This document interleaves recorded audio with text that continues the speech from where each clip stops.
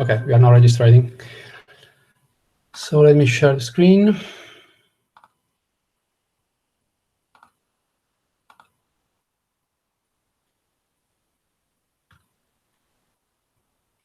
Ok, vedete la slide? Sì. Sì. Ok, bene. Riesco anche a allargare. Ok. La vedete in in formato pieno? Sì, sì. Sì, sì. Benissimo, bene. Vediamo se riusciamo a fare la stessa cosa con la lavagna, anche magari oggi riuscito a vederla meglio. Okay, so let's start. So today we will discuss about discrete transformations. Let me just recap a bit about transformation in general, as we already introduced. So transformations can be split into two main families, the discrete transformation that will be studied today, and the continuous transformations. And the latter can be further divided into space-time transformation, such as rotation, translation, etc., and internal transformation, which are transformation on the internal degrees of freedom, so on the internal quantum numbers. Now, let me remind you the main differences between discrete and continuous transformations. So for continuous transformation, a finite transformation can be always obtained through an infinite sequence of infinitesimal transformations. And the conservation laws are additive, in the sense that it is the sum of the quantum numbers that is conserved. On the other hand, for discrete transformation, this is not true anymore. The parameters of the transformation can only take discrete values, and the conservations law are multiplicative, in the sense that it is now the product of the quantum numbers that is conserved. One more important difference. So while continuous transformation, as we have seen, are associated with the exponential of the corresponding operator, okay, for instance, e to I alpha q, whatever q means, discrete transformation are defined directly by the corresponding operator. So the operator, which is a unitary operator, can be the parity operator, the charge conjugation operator, the time reversal, as we will see today. And in general, as we know, if a transformation described by an operator U corresponds to a symmetry of the physical system, then the operator must commute with the Hamiltonian of the system. Or in other words, the Lagrangian density must be symmetric under this transformation. And as a consequence, the physics must be unaffected. So for instance, the transition probability from one transformed state into another transformed state must be the same as for the non-transformed states. And this is only possible if the U operator is a unitary operator, as we've seen. Okay. So let's start with parity. So the operation of inversion of spatial coordinates, so r into minus r, is an example of a discrete transformation, and this transformation is called parity, and it is operated by a unitary operator p. So let's now take some example on the board. So let's move this.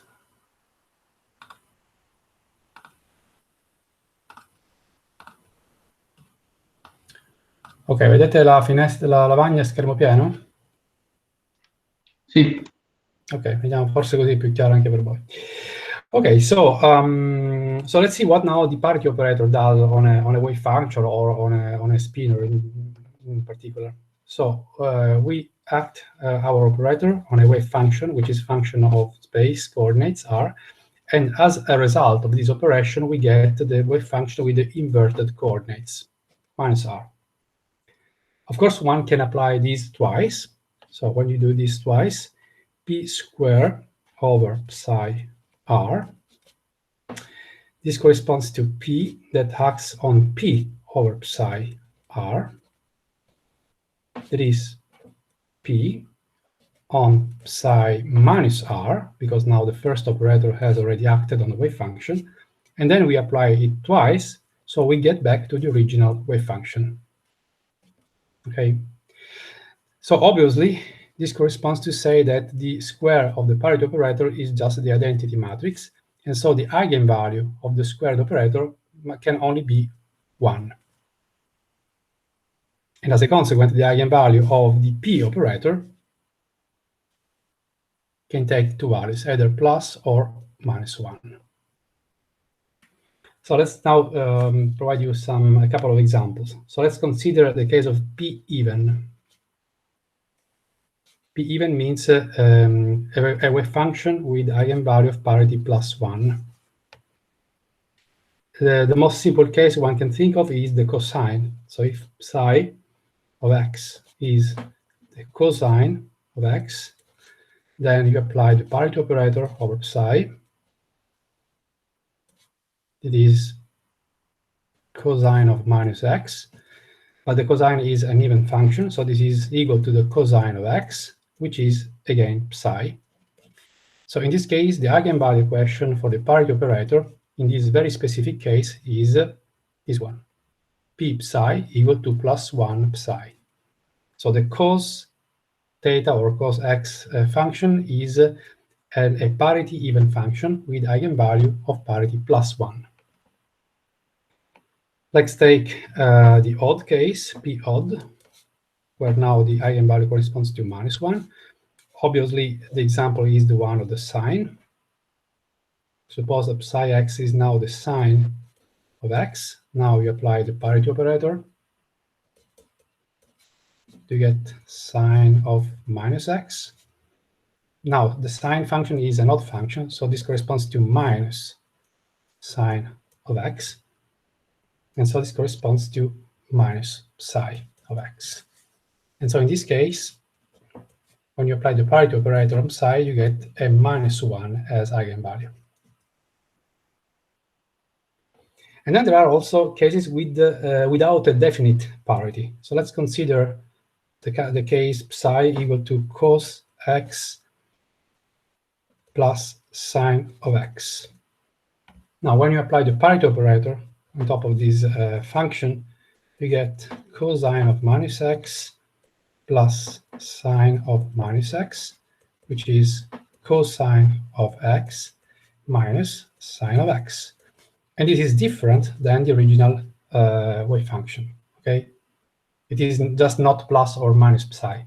So this is a case where the wave function has not a definite parity. And in this case, psi is not an eigenstate of P, of course, and no parity eigenvalue exists for this particular case.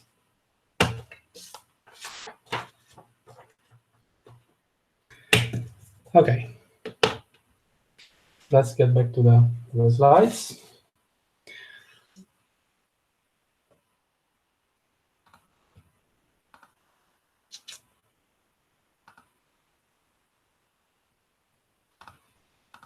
All right. Now, what the parity operator does in practice.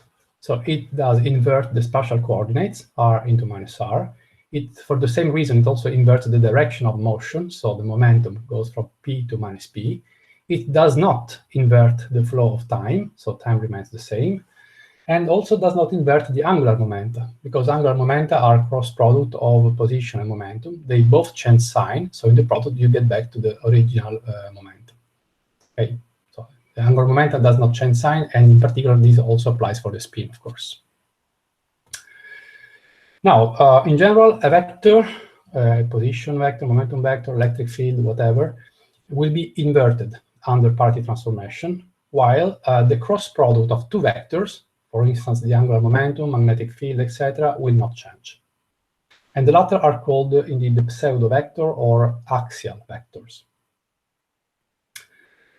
Now, the scalar product of two vectors, as you know, is a scalar, of course, and it is invariant under parity transformation. And this is the reason, as we will see, why parity is conserved in electromagnetic and strong interactions. Whereas the scalar product of a vector and a pseudo-vector is a pseudo-scalar. So it is an object that now changes sign under the parity transformation. And this is the reason why, as we will study, a parity is instead violated in weak interactions.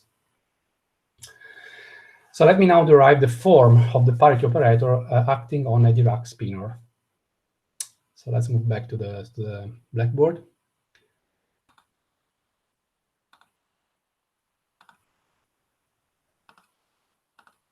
Okay.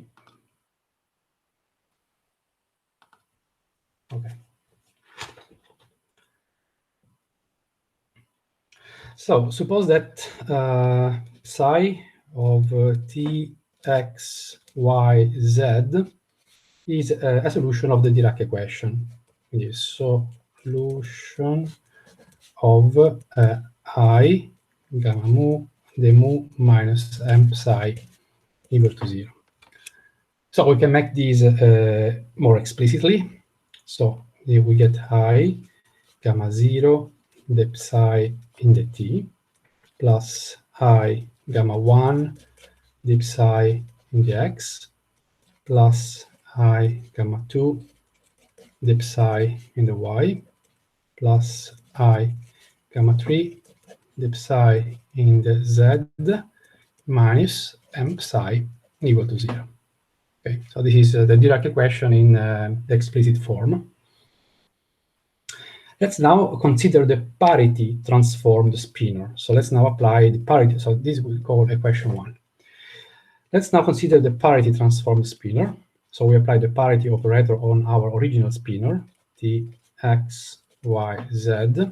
What we get is the transformed spinor, transformed under parity transformation, of course, which is the psi prime of t prime, x prime, y prime, z prime, which corresponds to psi prime of t minus x minus y minus z.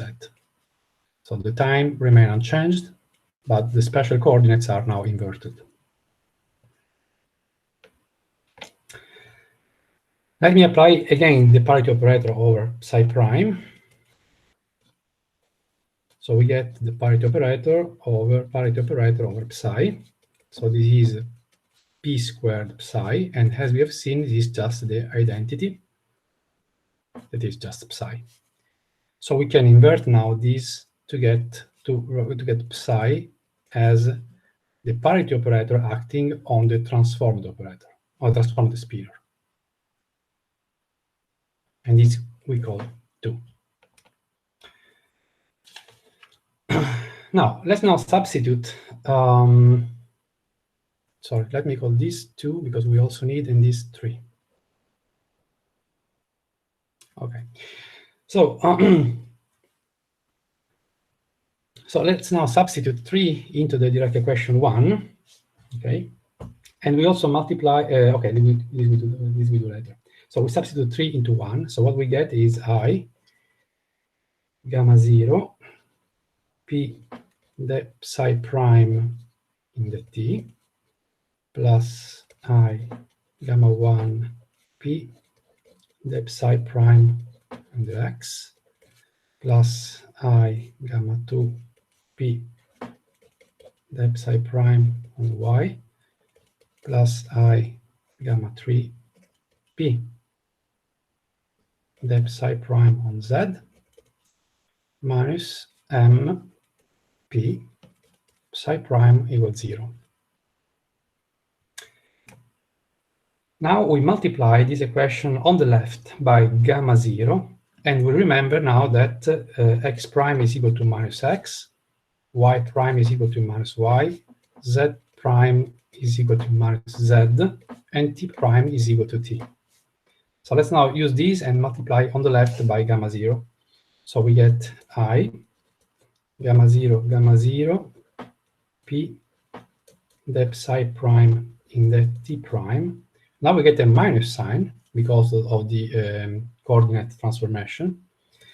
I gamma 0 gamma 1 p the psi prime in the x prime minus I gamma 0 gamma 2 p the psi prime in the y prime minus I gamma 0 gamma 3 p the psi prime in the z prime minus m gamma 0 p psi prime equals 0.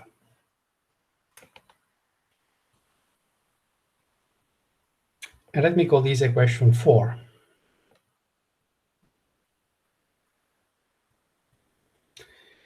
Now we are almost done because we have to consider that the transformed spinor, so equation 2, the transform theorem must by itself also satisfy the Dirac equation. So it is also true that one has I gamma 0 the psi prime in the T prime must be plus I gamma 1 the psi prime in the X prime plus I gamma 2 the psi prime the Y prime plus I gamma 3 the psi prime in the Z prime minus M psi prime is equal to 0.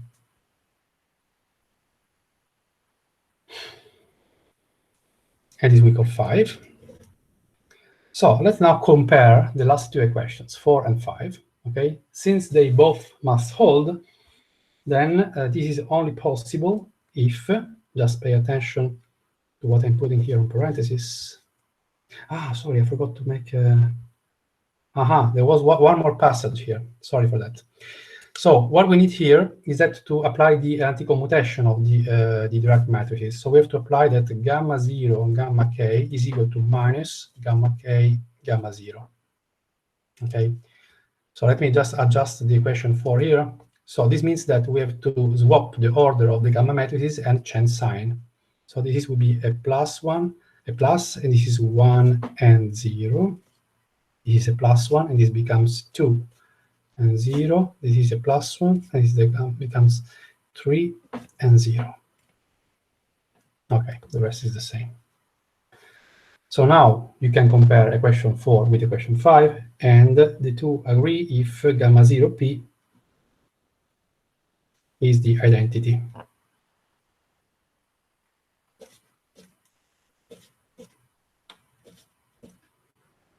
Okay, this implies that gamma 0 p is equal to identity p, but pp is p squared, so it is also the identity. So overall, what we obtain is that the parity operator p corresponds to gamma 0.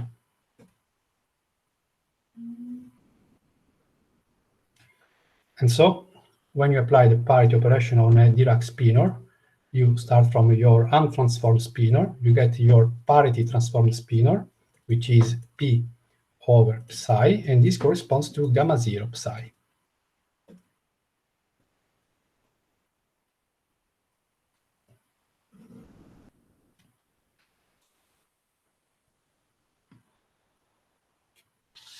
Ok, ci siete o vi ho persi tutti?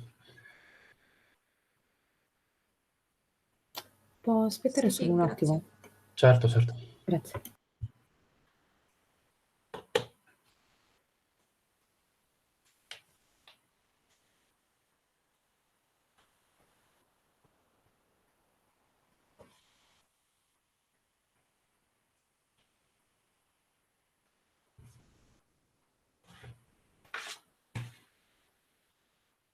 Ok, anche per me ok. Okay. So if there are no questions, no doubts, so we, at the end, okay, it was quite some algebra, but at the end, we derived that the parity operator on the spinor is just the action of the gamma 0 operator or matrix. So let me go back now to the slide. Posso switch da qui direttamente? No, prima interrompere.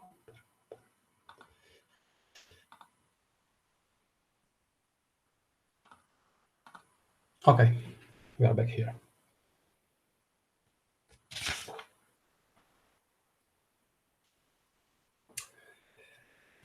Now, the parity conservation in QED, so in all electromagnetic processes, arise naturally from the form of the interaction. So let me now show these, and we take as an example the Molar scattering that we study already quite in detail. Okay. So once more, I have to get back to the board.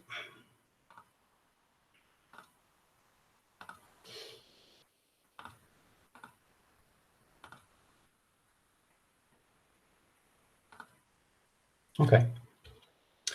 So let me draw again the Fermion diagram for the Molar scattering, which is an electron-electron electromagnetic scattering.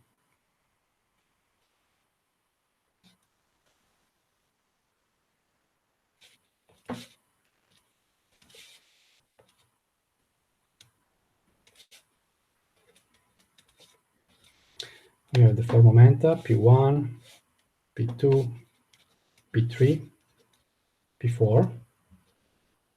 And then we labeled, if you remember, this vertex mu and this other vertex nu. And we derived for these the matrix element, the transition matrix element. So if you remember, our result was that MFI is equal to minus E squared. And then we have the current at the upper vertex. So U bar P3 gamma mu U P1. Then we have the propagator, gamma mu nu divided by Q squared. And then we have the current at the lower vertex, U bar P4 gamma nu U P2. And if you remember, this we can also write in a more compact way in terms of the scalar product of the two four vector currents. So this is minus E squared over Q squared, and then we have the scalar product of J, E at the upper vertex, scalar J, E at the lower vertex, nu, the vertex nu. Okay. So in other words, the point I want to make here is that as we derived, the matrix element is given by the scalar product of two four vectors, which are the two four currents. So let's now see how this behaves under the parity transformation. Okay. So the equivalent matrix element for the parity transformed process, where now the three momenta of all particles are reversed, can be obtained by applying the parity operator on the spinor. So as we learned, we will now use U prime, which is P over U, corresponds to gamma 0 over U, as we just demonstrated. And for the adjoint spinor, U by prime, this is U prime P, this acts on the left side, and it corresponds to U bar gamma 0. So let's now write down the vector current at the upper vertex, for instance. And we take the parity transformed vector current. So let's put here prime in this sense. So this is going to be U bar prime P3, gamma mu U prime P1. And by substituting now the parity transformed spinor, this is U bar P3 gamma 0. Then we have gamma mu, and then we have gamma 0 U P1. Okay. I just substituted these two parity transformations. Now, let's now treat this current separately for the time-like component and the space-like components. So for the time-like components, we have G, E, 0, so the 0 component, prime. This is just U bar gamma 0. Then the gamma nu gets the value 0, so gamma 0. Then we have another gamma 0, and then we have U. But gamma 0 squared, as you know, is the identity. So this is just U bar gamma 0 U, which corresponds to the parity untransformed vector current. Okay, so for the 0 component, there is no difference between the parity transformed and untransformed current. Let's now consider the spatial coordinates. So JK prime, this is U bar gamma 0, gamma K, gamma 0 U, okay, with K assuming the value 1, 2, and 3, as usual. Now, we apply here the anti-commutation of the gamma matrices, the one we applied it also before. So we have to change sign here, U bar. Then we swap the order of these two gamma matrices, this with this one here. So we get gamma K, gamma 0 U. Again, gamma 0 is the identity, so we get the minus U bar gamma K U. That is now the untransformed current spatial coordinates, but now changed with opposite sign. So let's now calculate the scalar product. So what we need at the end. So J E mu prime scalar J E ni prime. So this is, let's say, the main ingredient of our transition matrix element. And we apply what we just learned. So for the 0 component, we have, so in general, we have these minus the spatial.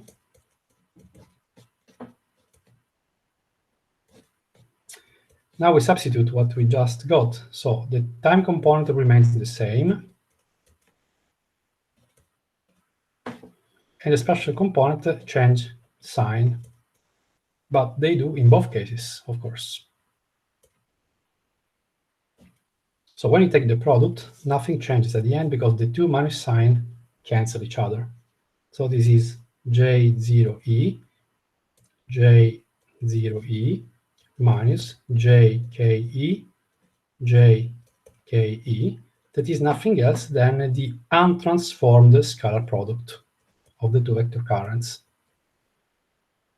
Okay, so the scalar product of two vector, as we already mentioned before, is unchanged by the action of the parity transformation, and as a consequence, the parity transformed transition matrix element remains unaffected by the parity operation. Okay, and this is why parity is conserved in all electromagnetic processes.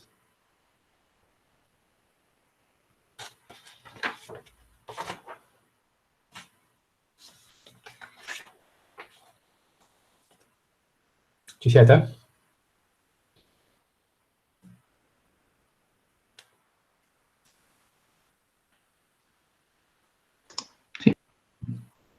Ok. Allora. Let's now get back to the slide. C'è qualcuno che deve ancora copiare? Ok, direi di no.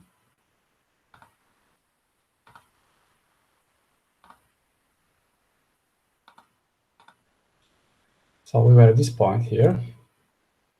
So we can conclude that the QED matrix element is invariant under the parity operation. So we took the Molar scattering as an example, but this, of course, can be generalized to any QED process.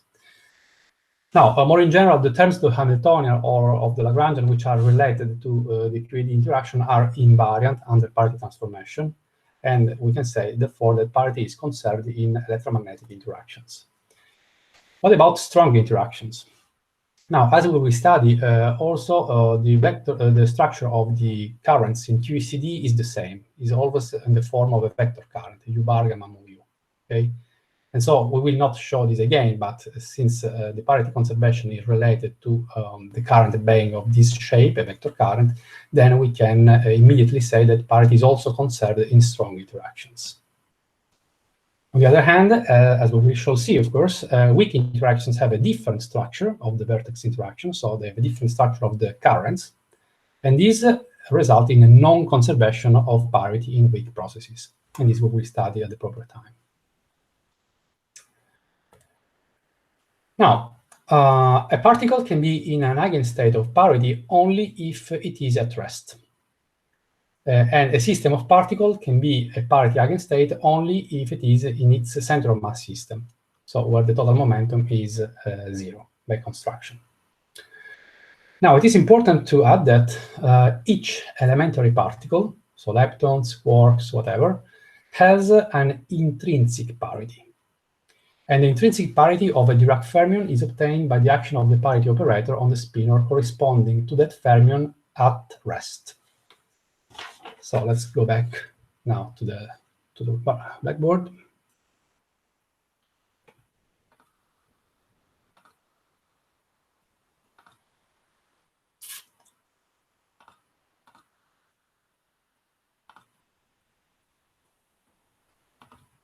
Okay. So let me write down the spinor, so the solution of the Dirac equation for a phi spinor at rest. So in general, we found for the first solution U1 square root of E plus M, which is the normalization constant. And then we had, if you remember, 1, 0, Pz divided by E plus M, and Px plus I Py divided by E plus M. And now at rest, this simply reduced to square root of M, and then we have 1, 0, then the momenta are all 0, so our spinor just reduced to this. And we can do the same for the antiparticle spinor. So V1 E plus M Px minus I Py divided by E plus M minus Pz divided by E plus M, and then we have 0, 1. And at rest, this simply reduced to square root of M and then 0, 0, 0, 1. Let's now apply the parity operator on top of U1. So P U1, this corresponds to applying gamma 0 to U1, as we have seen. So we can write now the gamma 0 matrix in full glory. So 1, 0, 0, 0, 0, 1, 0, 0, 0, 0, minus 1, 0, 0, 0, 0, minus 1, acting on square root of M and 1, 0, 0, 0. So when you make now the matrix vector product, okay, you will see that nothing changes. You can check yourself. So the result is again 1, 0, 0, 0, which is indeed plus 1 U1. Okay. So as a consequence, the P acting on U1 gives us plus 1 U1. So U1 is eigenstate of the parity operator with eigenvalue plus 1.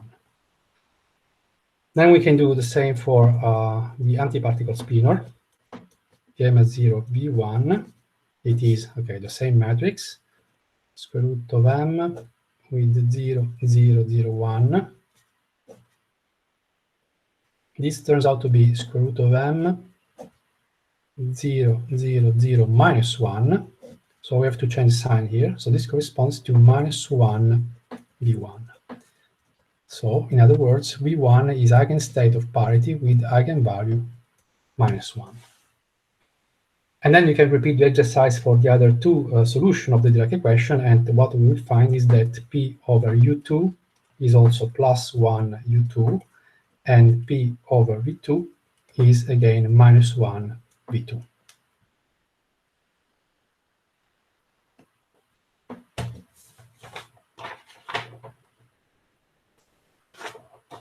So let me now summarize these results on the slide.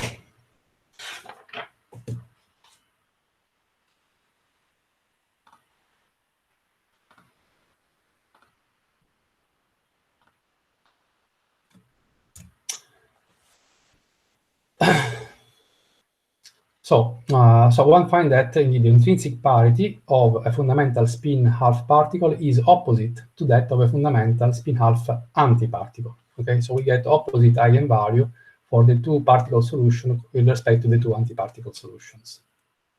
So based on this, one can assign the intrinsic parity to all elementary particles that we know, so quarks and leptons, and of course the opposite to their antiparticles. So as you see here, we have a plus 1. The intrinsic parity of leptons, electron, muon, and tau is plus 1, and the same for all the 6 quark flavors. Where if you now move to the anti-quark, to anti-fermions, so anti-leptons and anti-quarks, you get minus 1 for all of them. What about neutrinos? So the intrinsic parity of neutrinos cannot be defined since, as you know, neutrinos can only interact through the weak interaction. And as we already mentioned, weak interaction does not conserve parity.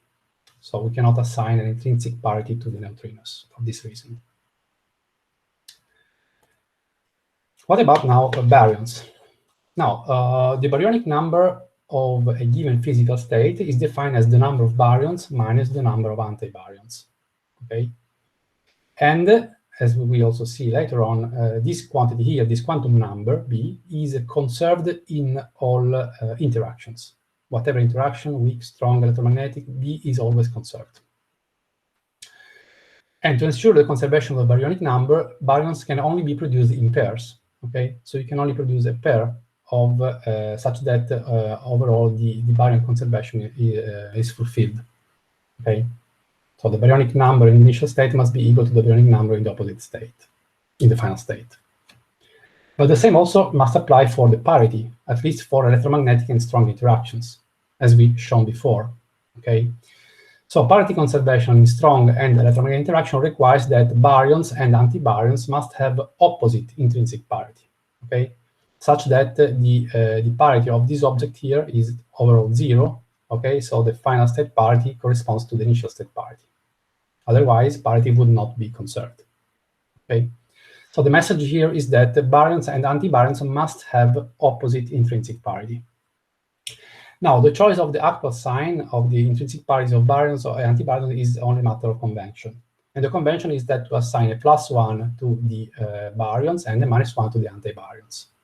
Again, this is a convention. One could have also taken the opposite choice. Okay.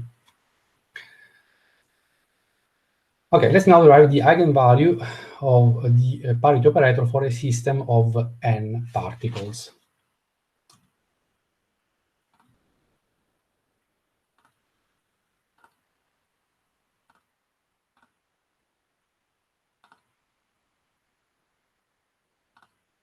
Okay.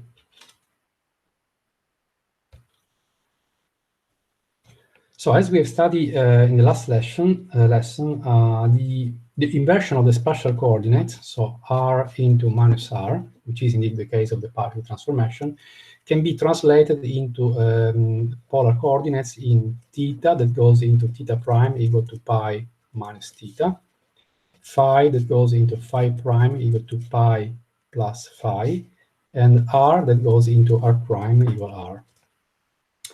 And if you remember, as we did in the last lesson, psi of minus r is the transformed wave function, so psi of r prime, and then we have the spherical harmonics with the transformed coordinate theta prime and phi prime.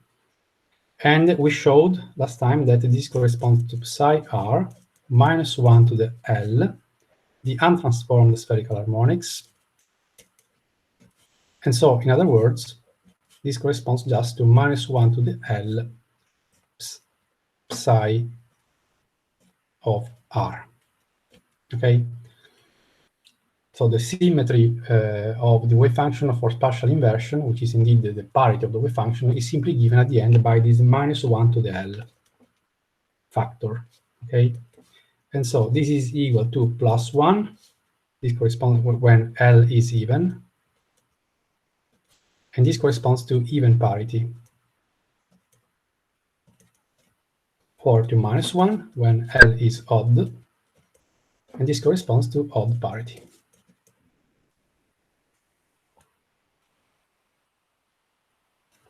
Now, if you remember from the first slide today, being related to a discrete transformation, parity is a multiplicative quantum number.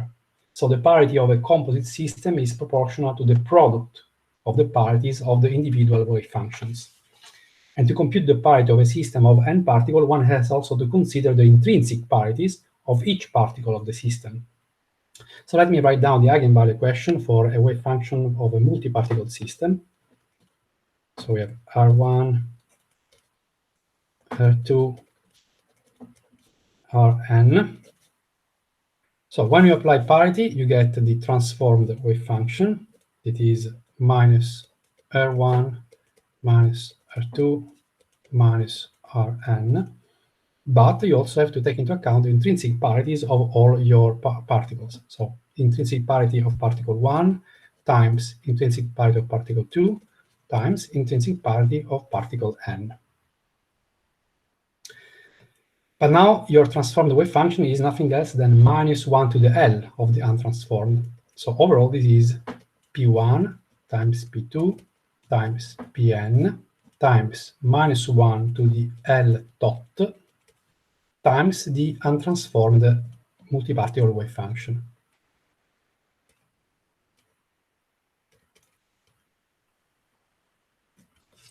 Okay? And so if we now compare the first term with the last term, okay, this is indeed an eigenvalue equation for the parity operator with the eigenvalue P1 times P2 times Pn times -1 to the L dot. This we can call P, the total eigenvalue of this multiparticle state. So let's now consider a simple case of a system of two particles. So in this case, the eigenvalue will just be P minus 1 L12 times P1 times P2, where L12 is the relative orbital angular momentum of the two-particle system, and P1 and P2 are the intrinsic parities of the two particles. What about the case of three particles?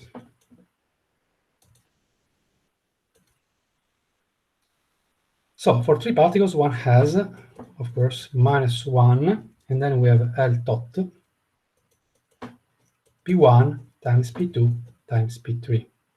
And L dot we can split into two terms, L12 plus L3, P1, P2, P3. So what does it mean? Suppose your system of particles is like this, so particle 1, particle 2, and particle 3. You first consider the relative orbital angular momentum of the system 1, 2, so L12, and then you take the relative orbital momentum, angular momentum of particle 3 with the center of mass of the system of 1, 2. And so this is L3. So L3 is the orbital angular momentum of the third particle relative to the center of mass of particles 1 and 2. Okay. Now let me give you the example of baryons and anti-baryons. I need a new page.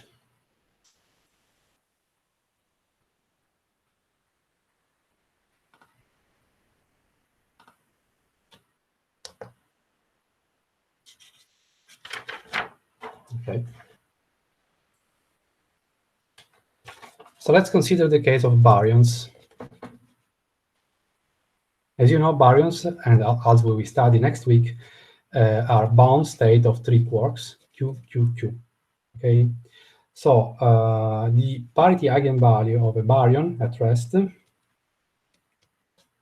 is minus 1 LQ1, Q2 plus LQ3 times the product of the intrinsic parities PQ1, PQ2, PQ3. Okay. So this we can again copy, minus 1 LQ1, Q2 plus LQ3. Now bank quarks fermion. This is 3 times plus 1, because the intrinsic parity of a fermion is plus 1. Okay, so it's plus 1 to the third power. And so overall, this end up with a plus 1's value. So overall, the eigenvalue is minus 1 LQ1, LQ2 plus LQ3. What about now antivariants? Antivariants are bound system of 3 antiquarks. Okay, examples are the antiproton, the antineutron, the antilambda, etc. We will see more during the course. So let's now calculate the eigenvalue for an antivariant at rest. This is minus 1 L Q bar 1, Q bar 2 plus L Q bar 3 times intrinsic parity of Q bar Q1, Q2, Q3. But now the intrinsic parity of antiquark is minus 1 because they are antifermions. So this is minus 1 L Q bar 1, Q bar 2 plus L Q bar 3 times minus 1 to the third power, which now it corresponds to minus 1 here. So overall, this is minus 1 to L Q bar 1, Q bar 2 plus L Q bar 3 plus 1. And it is just opposite to that of baryons.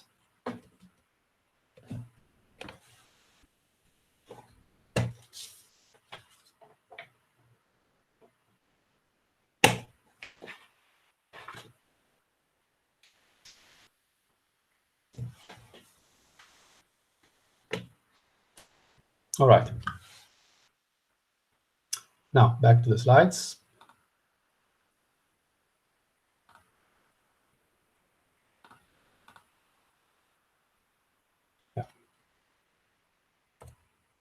What about the situation for bosons? The situation for bosons is different. So differently from fermions, bosons and anti-bosons have the same intrinsic parity.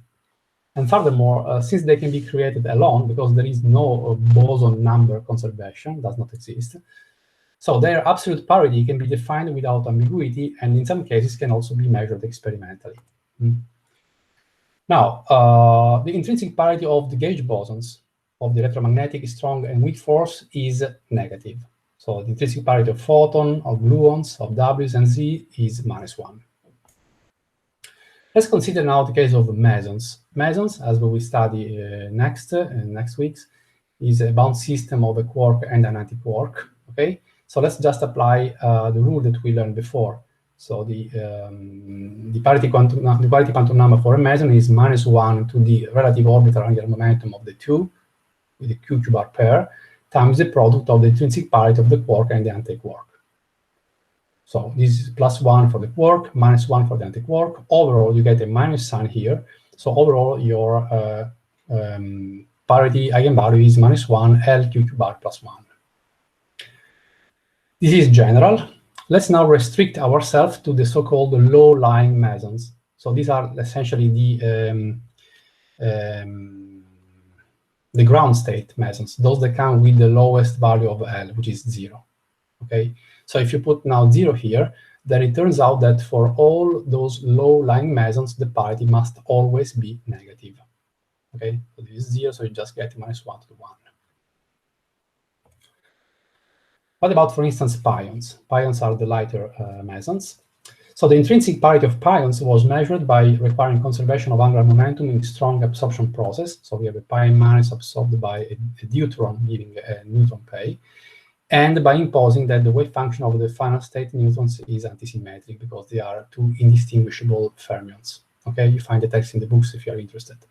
But by applying this technique, it was measured that the parity of the three pions, pi plus, pi 0, and pi minus, is -1. Now, pions are indeed ground state mesons, so low-lying mesons. So they come with L equals 0, and they are also scalar mesons in a sense. So not really scalar, but they come with S equals 0. Okay, so overall, the total angular momentum L plus S is 0. And so they are classified as pseudo-scalar mesons. So we can now introduce this, the way to write down the quantum numbers Jp. So J is the total angular momentum, which is 0 for the case of pions, because both spin and orbital angular momentum are 0. And the parity is negative, okay, as it is measured, and because they are low-lying mesons. So the compact way to write down these two quantum numbers is Jp equal to 0 minus. And all mesons that have these quantum numbers are called pseudo-scalar mesons. Okay, so essentially they change sign upon parity operation. Then one can have bosons with quantum numbers 0 plus, or 1 minus, or 1 plus, and these are called respectively scalar mesons, vector mesons, and axial vectors mesons. Vector means that the spin is now 1. Okay. Let me summarize a few results in this table. Okay, so we have the intrinsic parity in the second column and the Jp quantum number in the last one. So for the photon, as for all the gauge boson, the intrinsic parity is -1. It is a vector because it is indeed a vector boson, so with spin 1. Then we have, for the pions, they are pseudo-scalars. Okay, they have a spin equal 0, but they have also odd parity, minus. Same for the kaons, which are mesons also including a strange quark, as when we study. Then we have the family of the so-called vector mesons. So they come with spin 1 and still have this odd parity. And then we have the case of fermions, so proton, antiproton, neutron, antineutron. Okay. What about now a system of two bosons with the same intrinsic parity? Okay. So the eigenvalue, the parity eigenvalue for a system of two bosons with the same intrinsic parity, whatever it is, either plus or minus, is -1 to the L, and then the square of this, which whatever it is always 1. Okay, it's the same for plus minus, for +1 or -1. So overall, for a system of two bosons with the same intrinsic parity, the parity eigenvalue is -1 to the L. So let's take some example. If the bosons have spin equal 0, such as, for instance, a system of two pions, then J is equal to L, okay, because spin is equal to 0. And then the only possible parity angular momentum assignments are 0 plus, 1 minus, 2 plus. So when the L is even, so 0, 2, 4, then by construction, the parity is plus, okay? Because you have an even number here. When it is odd, it is minus. So these are the only possible parity angular momentum assignments. What about now a system of two identical bosons? Okay, so for a system of two identical bosons, their total wave function must be symmetric under exchange of these two identical bosons. And so, as we studied last time, only even value of L plus S are possible, if you remember. So in particular, for pairs of spin 0 identical bosons, such as pi 0, pi 0, for instance, L must be even, because S is 0, and L plus S must be even. So L must be even, and so the only possible assignments are those with even L, so with positive parity. 0 plus, 2 plus, 4 plus, 6 plus, etc.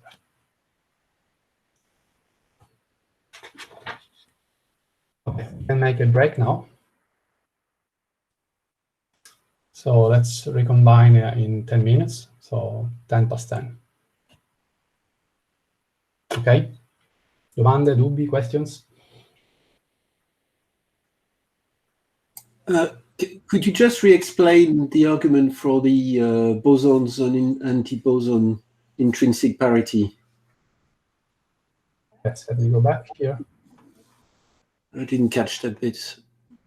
Yeah. So, so different from the fermions and antifermions, they have the same intrinsic parity. But there is also a fundamental reason for that. Because whereas for instance, for baryons, we have this baryonic number conservation, okay? So baryons can only be produced in pairs, baryon antibaryon, in order to conserve this quantum number in all kind of reactions. This is not true for, that does not hold for bosons. There is no a bosonic number conservation. There is no this. And so there is no ambiguity. So for baryons, so we know that the two are opposite, so they have to, one can change as a convention positive parity for baryons and negative for antibaryons. For bosons, we don't have this ambiguity, and they, in some cases, they can be measured experimentally. So you can assign a real value of the intrinsic parity. Okay, thank you. Welcome.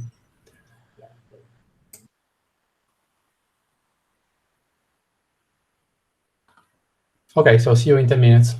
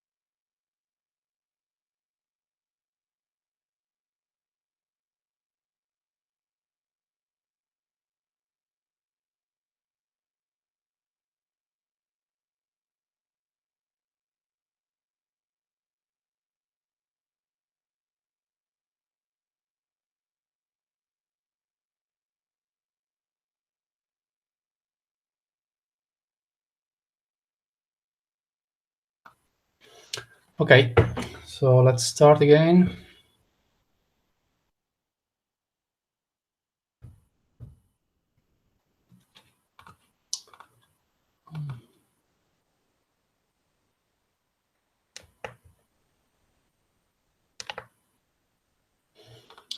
All right.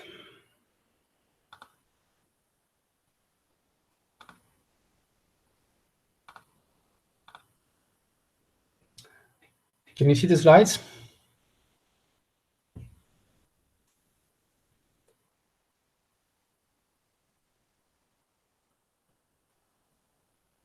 Hello? Yes. Okay. I thought I was alone. Okay. So we discussed quite in some detail about parity. Let's now attack the other two discrete transformations, which are the charge conjugation and the time reversal. So let me start with charge conjugation. So the charge conjugation operator that we will denote as capital C, acting on a particle state, reverses the sign of its electric charge, while leaving the momenta, position, spin, and time unchanged. So let's see very briefly the action of this on a wave function. Yeah.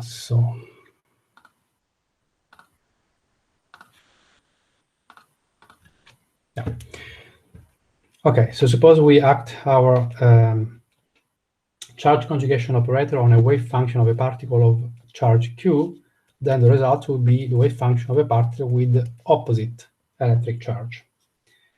And as usual, we can apply this twice. So this is C over C psi of q.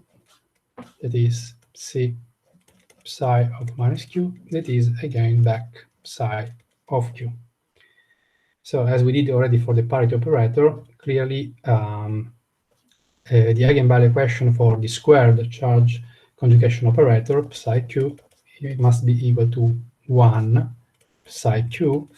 And so the eigenvalue of the C operator can only be plus or minus 1. So this we call either eigenvalue of C or C parities, just in analogy with the parity operation. Now, back to the slides.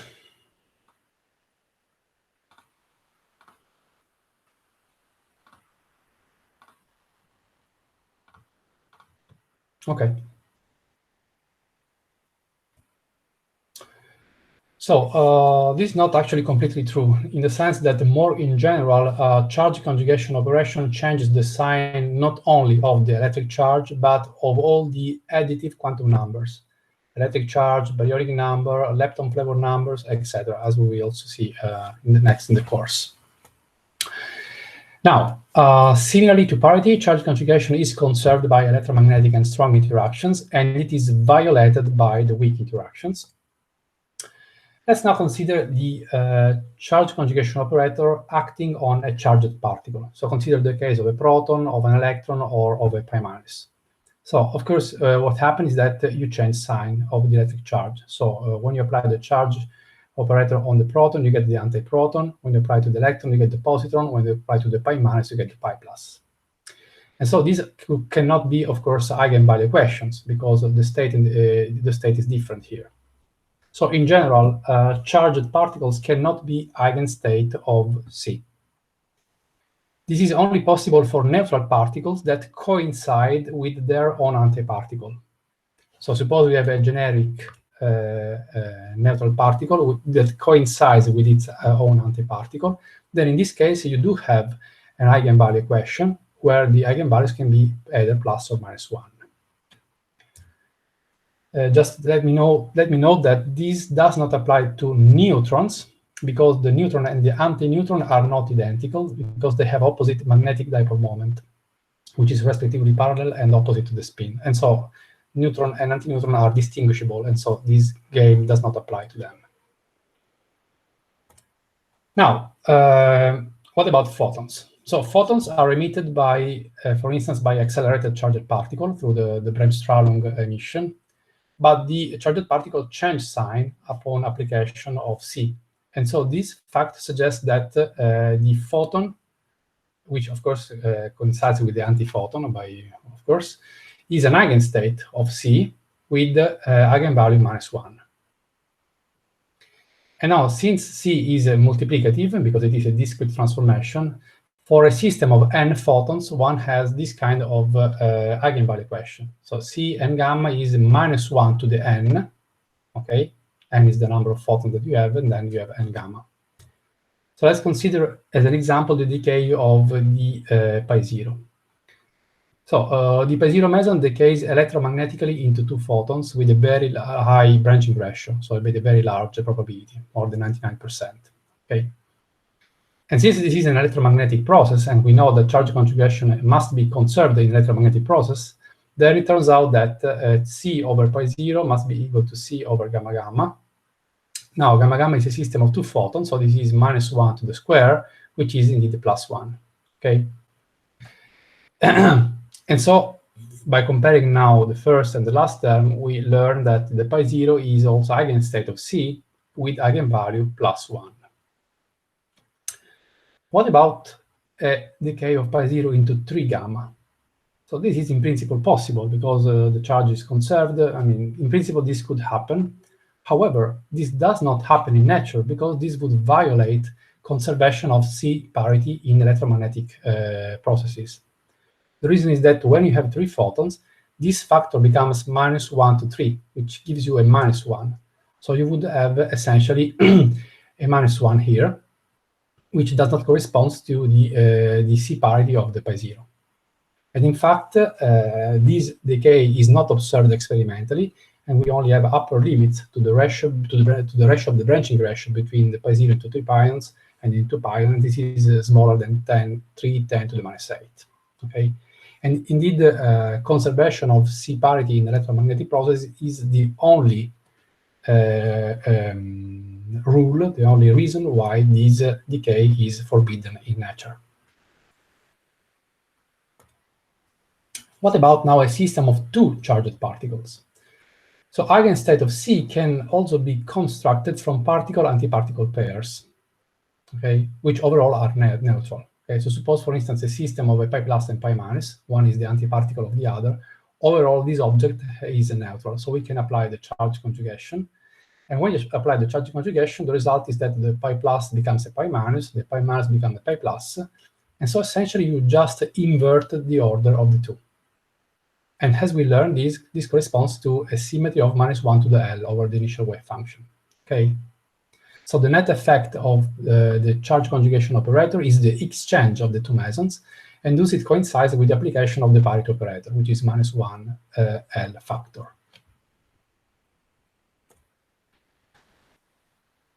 Now, if the 2 particles have a non-zero spin, so this is the case of 2 fermions antifermions or meson antimeson, then the result is different because the charge conjugation operator affects not only the spatial component of the wave function, which gives you this -1 to the L, but also the spin component of the wave function, okay, in the way that we studied last time.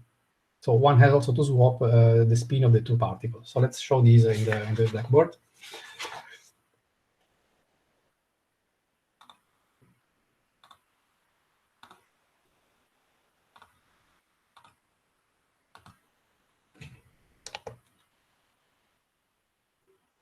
Okay, so let's consider 2 cases. Case 1, pairs of spin non-zero bosons. An example is, for instance, a pair of ρ plus ρ minus vector meson. Okay, so let's apply the C operator over a state of ρ plus ρ minus. So we get here a -1 to the L, okay, which arises from the exchange of the 2, just like we have seen before on the slide for the 2 charged pions. And this affects essentially the exchange into the spatial component of the wave function. But then we have also to apply the exchange in the spin component of the wave function, because these are non-zero spin objects. And if you remember from the previous lesson, for bosons, this is a -1 to the S factor. And then we have pi ρ plus ρ minus. Okay, so the -1 to the s arises from the symmetry of the spin component of the wave function for bosons. So overall, C on rho plus rho minus corresponds to -1 to L plus S rho plus rho minus. Let's now consider another example, now for the case of Fermion Antifermion. Okay, so pairs of Fermion Antifermion, for instance, E plus E minus. Okay, so we apply the C operator over this Fermion Antifermion system. So again, we have -1 to the L arising from the symmetry of the spatial component of the wave function under exchange of particles. Then here, fermions are, of course, a non-zero spin object, so we have also to swap them in the spin component of the wave function. And if you remember, we derived that this is -1 to the S plus 1. And then, since they are fermion, they obey the Fermi-Dirac statistics, we have an additional -1 to account for the exchange of fermion into antifermion. So these arise from the Dirac-Fermi statistics. Okay, and then we have our F bar state. So overall, for the case of fermion pairs, F bar, we get again -1 L plus S F bar.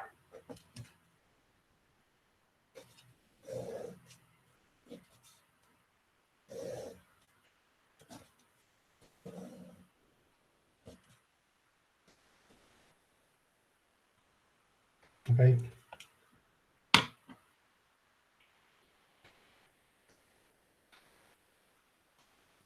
All right. Let's move on now again to the slides.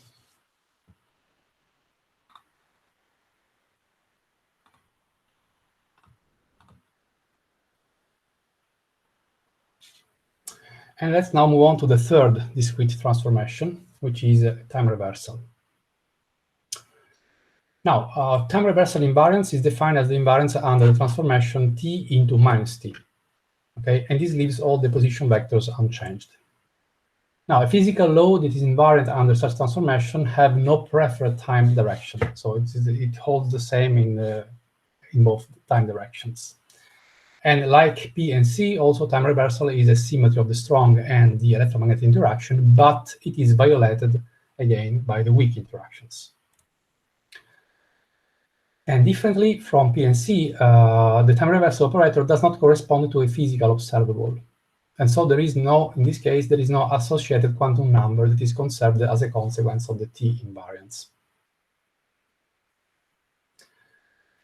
So although T invariance does not give rise to a conservation law, so to a conserved quantum number, it leads to a relation between any reaction and the time reversed process. So let me give you an example here.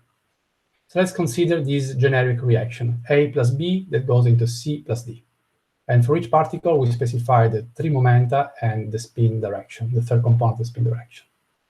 Let's now apply the time reversal on this reaction. Then the result is that we swap the final state with the initial state. So now the reaction is C plus D that goes into A plus B. And we also swap the sign of both the momenta and the spin. And you see this represented here. So this is the initial case, A plus B that goes into C plus D. And now we have instead the case where C plus D goes into A plus B, okay, where also spin and momenta have been reversed.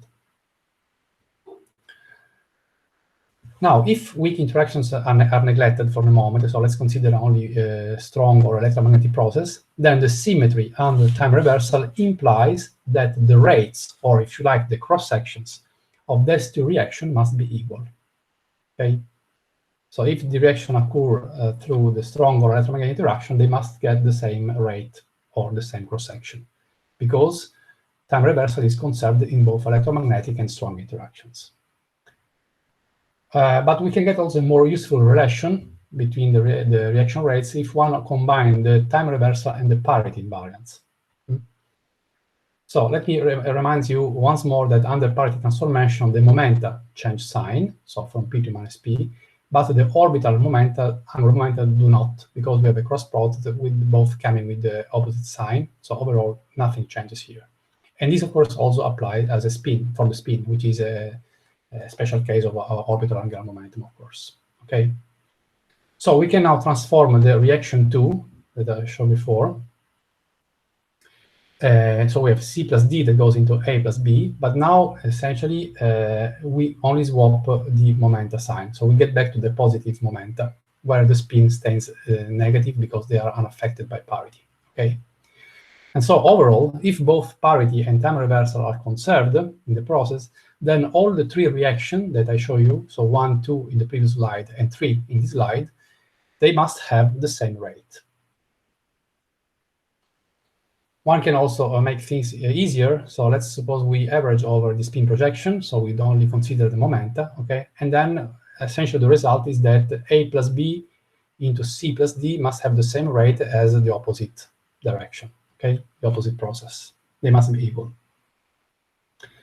This relation is called the principle of detailed balance. It has been confirmed experimentally in a variety of processes, both strong and electromagnetic interaction, okay? So this is, again, a strong experimental proof that both parity and time reversal are conserved in electromagnetic and strong interactions.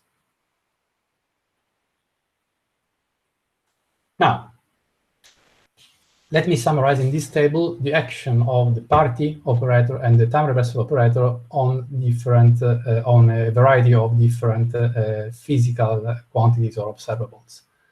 So the position, it is inverted by the parity, by definition, but not by the time reversal. The momentum is inverted by both, okay, because in this case you are moving backward in time, so you are moving in the opposite direction. The spin is a special case of angular momentum, so it is not affected by the parity, and it is affected by the time reversal. And the reason for that is that when you move from t to minus t, your particle will spin in the opposite direction. So if it was spinning clockwise, it will now spin counterclockwise. So you get a minus sign here. The electric field also, the change sign on parity and does not for the time reversal. And the opposite case is for the magnetic field. And this you can understand easily because the magnetic field can be generated by an electric current circulating in a coil, as you know, but reverting time corresponding to revert the sign of the current, and so also the sign of the magnetic field. And then we have other more complex observables or variables. So sigma times B is the magnetic dipole moment. Sigma times E is the electric dipole moment, and then we have also others that we will not consider for the moment. Okay. So if you look here, this magnetic dipole moment is preserved both by parity and time reversal operation. It remains unaffected, whereas this electric dipole moment changes sign in both cases. So what is now an electric dipole moment? An electric dipole moment physically corresponds to a permanent asymmetric distribution of the positive and negative electric charge with respect to the spin orientation. So suppose your particle has a spin orientation in this direction, vertically, then a non-zero electric dipole moment corresponds to a non-zero permanent displacement of the positive and negative charge inside your particle, okay? So you get this shift here between the center of mass of the charge, of the positive and negative charge inside your particle. Now, in general, if P or T is conserved in a certain process regulated by a certain interaction, then, of course, the Hamiltonian of that interaction cannot contain terms which change sign under P or T. Otherwise, of course, the Hamiltonian would not be symmetric under the P or T transformation. Okay? So let's consider again this magnetic dipole moment and electric dipole moment. Suppose we have a particle with spin 1/2, so we can write in terms of these Pauli matrices here, okay, the spin operator essentially. So for such particle can have a non-zero magnetic dipole moment, okay, because the two do not change sign under parity and time reversal transformation, but cannot have, in principle, an electric dipole moment because the quantity sigma E is not invariant under P or T. It changes sign in both cases, you see? So if in your Hamiltonian you have terms like this, and if EDM is non-zero, okay, then of course there is a violation of either parity or actually and time reversal for your interaction. So let's consider a bit more the case of the electric dipole moment. It's quite an interesting subject. So let's consider the case of a neutron. Okay, suppose this is a neutron, and suppose that there is a non-zero electric dipole moment. So the electric charge inside the neutron is permanently displaced, such as the minus sign is concentrated on this side, and the plus sign is concentrated on this other side. Overall, it is a neutral particle, of course. Okay. So suppose that there exists a non-zero electric dipole moment dA, so a non-zero displacement of positive and negative charge inside. And so this we can write as a vector like this, okay? Now, suppose that in the initial state, in this state here, the electric dipole moment is parallel to the spin of the particle, okay? So we have our quantization direction, and suppose that in this state, the two are parallel. And then the spin is anti-parallel to the magnetic dipole moment, dm, and this is always true for neutrons, okay? As I also mentioned before. So this is our, let's say, initial state. We have a spin direction, which gives us the quantization direction. We suppose we have a permanent displacement of positive and negative charge inside, so we have a non-zero electric dipole moment, which is parallel to the spin, and the magnetic dipole moment is anti-parallel to the spin. Let's now apply parity on this system, okay? So if you apply parity, so it's like we look this at the mirror, okay? Essentially what happens is that we are swapping now the position of the plus and the minus sign, the minus charge, okay? And if you invert the position of your plus and minus charges, you are also inverting the sign of your dipole moment. But as we know, the spin is unaffected by parity because it is an angular momentum. So in this case, something has changed because now the electric dipole moment points in the opposite direction to the spin, whereas in the initial state, they were pointing to the same direction.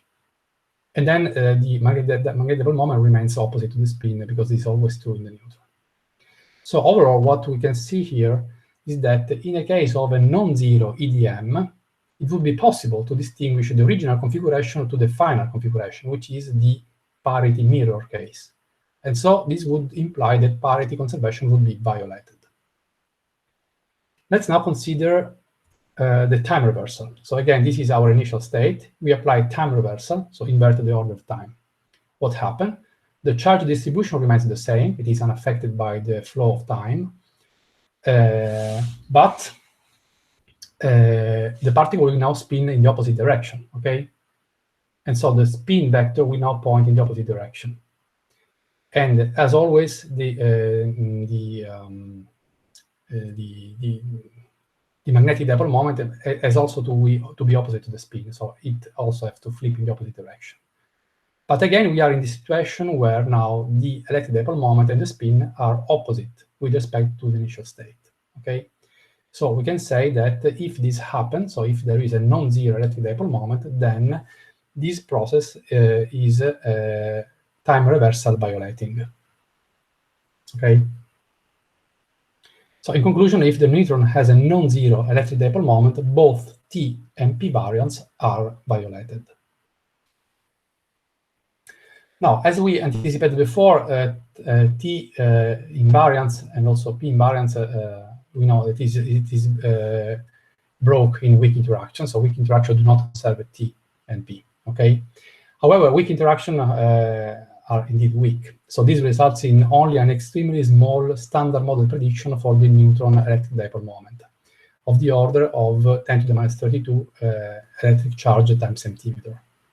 So this is the standard model prediction for the electric dipole moment of the neutron, which is an extremely small value, okay, which is a consequence of the fact that parity and time reversal are conserved in both strong and electromagnetic interaction and only violated by the weak interaction. So now we have to compare this theoretical limit with our experimental limit. So today, our experimental precision is very far away from this standard model prediction. We are in the order 10 to the minus 26. So there are 6 orders of magnitudes here, okay? However, There are, as you know, extensions of the standard model, such as the supersymmetric model and some other, which, contrary to the standard model, they predict a quite high electric dipole moment. So, for instance, for many supersymmetric models, the EDM of the neutron is of the order of 10 to the minus 26. So it is indeed at the reach of our present experimental resolution. Okay. So indeed, the experimental search for a neutron electric dipole moment is of utmost importance, as it can provide a crucial test for physics beyond standard model. Okay. If you measure some EDM which is non-zero at this precision here, at this level of resolution, then this cannot be the standard model EDM. This must be something else. So some new physics beyond the standard model. Okay, this is why it is so important nowadays to look at the electric dipole moment. What about electrons? So the standard model also makes predictions for the electron EDM, and it is now even smaller. So it's an extremely small quantity, 10 to the minus 38. Okay, and so it is absolutely out of reach of the present technology experiments. Okay. Now, as I mentioned, many high-precision experiments have been performed and are currently performing searches for a non-zero EDM in electromagnetic interactions, which, of course, if observed, would be a clear evidence of new physics, because electromagnetic interaction, we know, conserve both parity and time reversal. And this is the present situation. So in orange, we have the present experimental limits for the EDM for different particles: electron, muon, tau, neutron, proton, and the lambda baryon. In gray, we have the standard model predictions for all these particles, and you see we are very off from our present experimental reach. But in blue, we have the prediction from, for instance, supersymmetric models. And in some cases, we are already at the level of the present experimental precision. So we can already say that if we don't observe any EDM, we can for sure get rid of some of these supersymmetric models. And in particular, a striking result arrived a few years ago, 3 years ago, by the ACME experiment.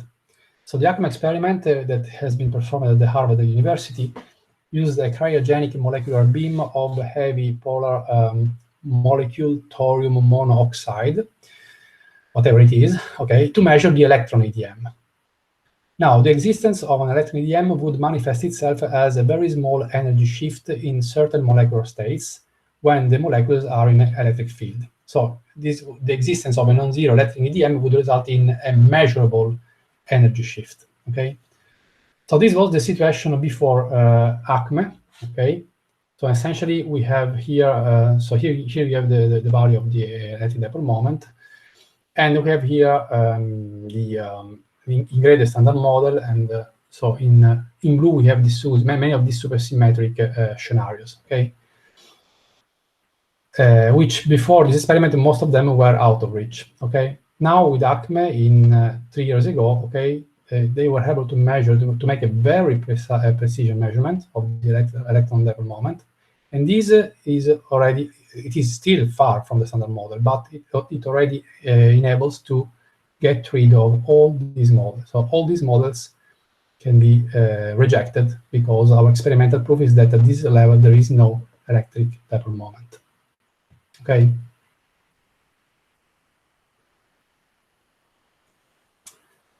Now, the last subject I want to touch today is the CPT theorem. So all interactions are invariant under the successive operation of C, P, and T taken in any order. So the CPT theorem can be formulated in this way. If a theory of interacting fields is invariant under the proper Lorentz group, that is a Lorentz transformation plus rotations, it will also be invariant under the combination of the successive application in any order of the charge conjugation, the space inversion, and the time reversal. A fundamental consequence of this CPT theorem that has been verified experimentally to a very, very high precision, as I will show in a moment, is that particles and antiparticles must have the same mass and the same lifetime, and also equal and opposite electric charge and magnetic moments. So let me give you just some example of these CPT theorem tests. So here, first of all, you see the charge over mass for the antiproton divided by the charge over mass of the proton. And you see the ratio is absolutely consistent with 1. And you see to which precision we can claim this. This is an amazing precision. A similar precision we have also by comparing the mass of the positron with the mass of the electron. You see the difference is over 10 to the minus 9. Or the decay time of the mu plus divided by the decay time of the mu minus, and the ratio is consistent with 1 to a very, very high precision. Or the magnetic moment for the positron and the electron. Okay, the difference is indeed negligible. Now, if C were not violated by weak interactions, these equalities would result already by the sole conservation of C. However, since C is violating the weak interaction, they derive by the more general conservation of C, P, and T altogether.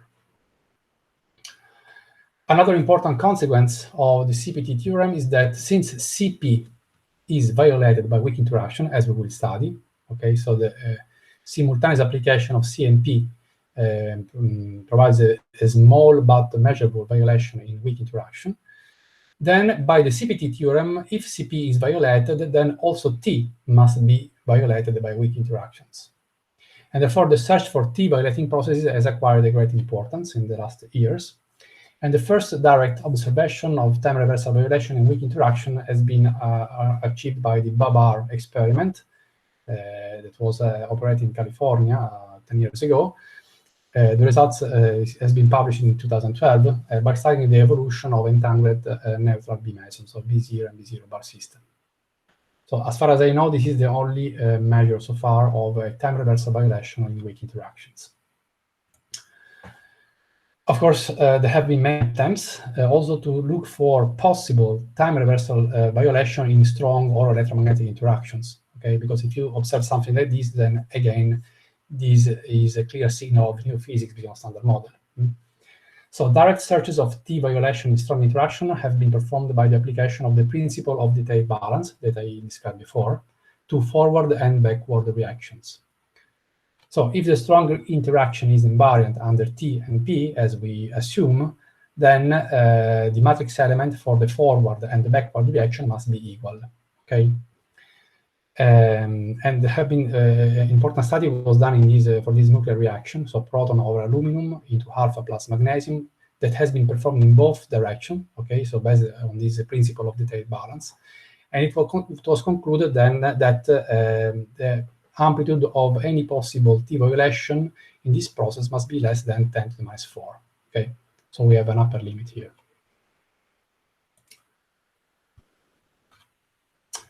Let me conclude now by summarizing all we know about so far about discrete symmetries and not only. So in this table, you see here the strong interaction, electromagnetic, weak, and then the quantum number, which is either additive or multiplicative, depending on the quantity. Okay. So as you know, energy, angular momentum, baryonic number, leptonic number that we will study at a certain point, and electric charge, they are all conserved by all interactions. And as I just showed you, CPT is always conserved by all interactions. The lepton number we will introduce later on in the course when we will start discussing the weak interactions. Okay, so it's a quantum number similar to the baryonic quantum number that I already introduced today. This is completely conserved in all interactions, as you see here, with the only exception of the neutrino oscillation phenomena that we will study also in the course, where due to the fact that neutrinos have a non-zero mass, they are allowed to oscillate from one flavor to the other. So there is essentially a violation of this leptonic number conservation due to this neutrino oscillation phenomenon. Now, let's consider parity and charge conjugation. So parity, so P and C, they are conserved in strong and electromagnetic, but they are not conserved, as we'll see, in weak interaction. So they are violated by the weak interaction. What about CP? As I was mentioning before, CP is also violated in some processes regulated by the weak interactions. Okay, and as a consequence of the CPT theorem, also the time reversibility has to be violated by the weak interaction in these processes. So this we will study in detail, okay? There is a dedicated chapter of our course about CP violation and weak interactions.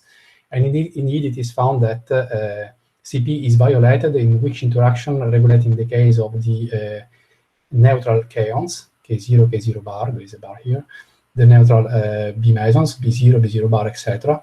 And now, very recently, so this was just 2 years ago, discovery by the LXB experiment, also by the D0, D0 bar, D0, D0 bar mesons. Okay, so these involve the charm quark, these involve the bottom quark, these involve the strange quark. Finally, there are also other observables which are related to transformation that we will be studying starting from tomorrow and then the next week, which are the strong isospin, the third component of the strong isospin, and strangeness. These are all three conserved by the strong interaction. Only the last two are conserved by the electromagnetic, and none of those is conserved by the weak interaction. And finally, let me remind you the ranges and the lifetime of these three of processes regulated by strong electromagnetic and weak interaction. So the range, as you know, it is infinite for the electromagnetic, okay, because the photon is massless, but it is extremely small for the strong interaction and even smaller for the weak interaction. And the typical lifetime is very different, as you can see here. So it is extremely short for decaying hadrons, okay, which, as we already mentioned, but we will study more, they can only be observed as resonances, as a function of the energy. They are intermediate for the case of electromagnetic processes, okay, order 10 to minus 20, 19, depends on the process. And they are much longer for the case of the weak interactions, okay? Okay, this is all I wanted to tell you today.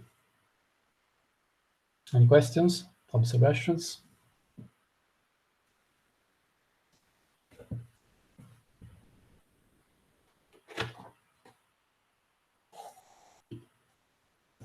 Domande, dubbi? Tutto chiaro?